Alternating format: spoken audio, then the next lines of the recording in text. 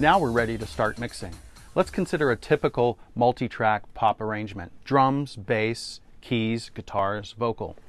Probably the most important track, and this is true for most pop and rock tunes, the most important single track is the lead vocal.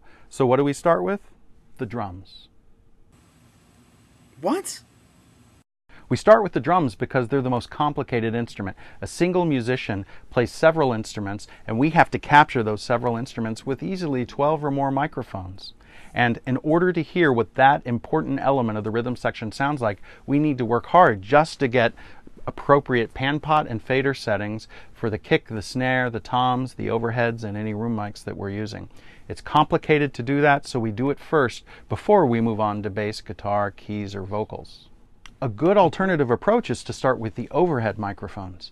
The overheads have a good complete view of the drum kit. They'll remind you what the drum kit sounded like the day you tracked it. They have all elements of the drum kit. Then you can think of the close mics on the snare and on the kick and on the toms as spot mics, and you raise those faders to add emphasis and other qualities as needed. When you're happy with your drum sounds, move on next to the bass.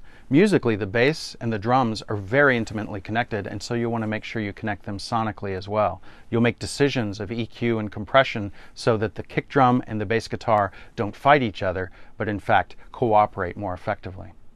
With bass and drums happening, it makes sense now to add some of the rhythm instruments. For a keyboard-centric tune, add some keys. For a guitar-oriented tune, add some guitars. And you have to be careful now because it is a totally common challenge that we face as mix engineers that when you push up the faders of the doubled, distorted electric guitars, it becomes difficult to hear or difficult to enjoy the snare drum.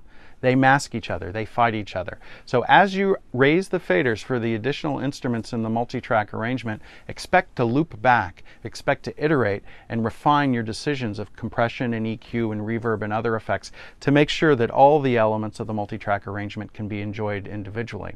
Your goal is to have a mix that sounds good today in this room and that also will compete with the other mixes that you want to sound like and sound good in all other rooms, in earbuds, in cars, and on my mom's home stereo.